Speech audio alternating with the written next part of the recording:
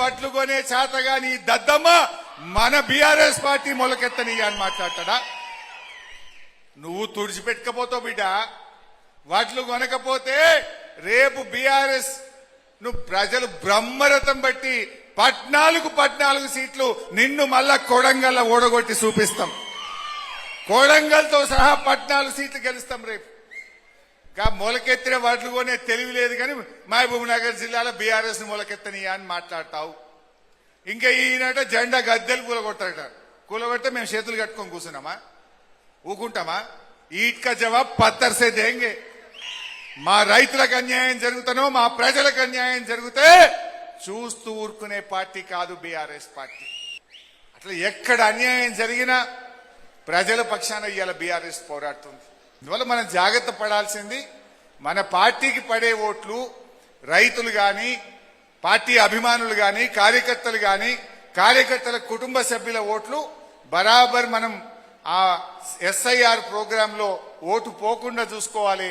Vote హక్కును నమోదు చేసే విధంగా కూడా మన బూత్ లెవెల్ ఏజెంట్లు జాగ్రత్తగా పనిచేయాల్సినటువంటి అవసరం ఉంది. మీరే ఇవాళ పార్టీకి అన్ని బూత్ లెవెల్ ఏజెంట్ చేసే పని మీదనే రేపు పార్టీ భవిష్యత్తు ఉంటది కనుక మీరందరూ కూడా జాగ్రత్తగా చేయాలని చెప్పి నేను ఈ సందర్భంగా కోరుతా ఉన్నా. మన అచ్చంపేటలో ఎస్టీలు ఎక్కువ ఉంటారు మన దగ్గర.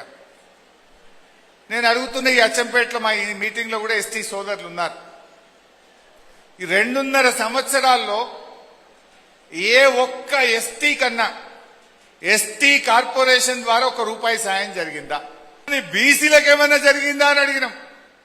బీసీ కార్పొరేషన్ కు 1370 కోట్ల రూపాయలు బడ్జెట్ లో పెట్టినాము అన్నారు. మరేమైనా ఖర్చు పెట్టినరా? ఎవరైనా బీసీలకు ఏమైనా సాయం చేసిండ్రా అంటే గుండు సున్నా. అన్ని అబద్ధ ప్రచారాలు, గోబల్స్ ప్రచారాలు. ఇవాళ నిజాయితీ లేదు ఆయన మాటల్లో. అందువల్ల మనం ప్రజలకు చెప్పాలి, రేవంత్ రెడ్డి మనసు లేకనే ఇవన్నీ ఆగం చేస్తుండు. డబ్బులు లేక కాదు.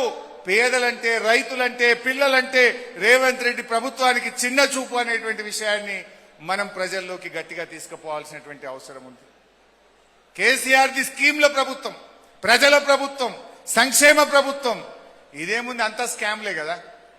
Singareni scam, power scam, HAM రోడ్లలో స్కాము, గురుకుల స్కూలు టెండర్లలో స్కాము, కోడిగుడ్లలో స్కాము, పప్పుల స్కాము, ఉప్పుల స్కాము, అడుగడుగున స్కామ్లే మాట్లాడుకున్నాం. అక్రమ కేసులు పెట్టినోని మీద, తప్పుడు కేసులు పెట్టినోని మీద మన ప్రభుత్వం వచ్చినాక ఈసారి ఇడిచిపెట్టాం. ఇలా రకరకాల కుట్రలు చేస్తున్నారు. రేపు బీఆర్ఎస్ వచ్చినాక ఒట్టిగా కేసు మాఫీ చేసుడో కేసు కొట్టుడు, కేసుడు ఎట్లా న్యాయం లేదు కనుక కొట్టుడు పోతుంది.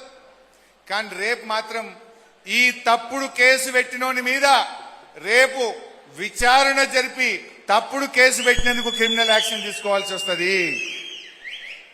క్రిమినల్ యాక్షన్ తీసుకుంటాం, డిఫమేషన్ సూట్ వేస్తాం.